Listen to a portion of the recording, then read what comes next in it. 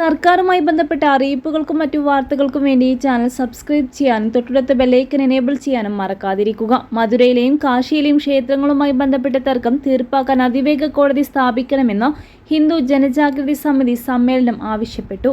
ഉത്തർപ്രദേശിലെ മധുര ജില്ലയിലെ ബാലാജി ധാം ക്ഷേത്ര സമുച്ചയത്തിൽ നടന്ന കൺവെൻഷനിൽ വിവിധ സംസ്ഥാനങ്ങളിൽ നിന്നുള്ള 54 ഹിന്ദു സംഘടനാ പ്രതിനിധികൾ, അഭിഭാഷകർ, ബുദ്ധിജീവികൾ, ക്ഷേത്ര ട്രസ്റ്റികൾ, എഡിറ്റർമാർ, സംരംഭകർ, വിവരാവകാശ പ്രവർത്തകർ എന്നിവരുൾപ്പെടെ സംബന്ധിച്ചു.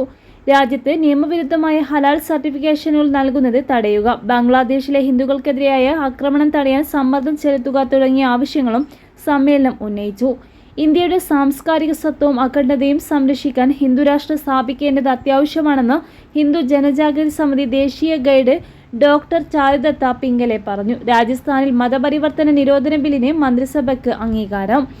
നിർബന്ധിത മതപരിവർത്തന വിരുദ്ധ ബില്ലിന് അംഗീകാരം നൽകി രാജസ്ഥാൻ മന്ത്രിസഭ. കഴിഞ്ഞ ദിവസം മുഖ്യമന്ത്രി ഭജൻലാൽ ശർമ്മയുടെ അധ്യക്ഷതയിൽ ചേർന്ന മന്ത്രിസഭാ യോഗമാണ് ബില്ലിന് അംഗീകാരം നൽകിയത്. വരുന്ന നിയമസഭാ സമ്മേളനത്തിൽ ബില്ല് അവതരിപ്പിക്കുന്നു.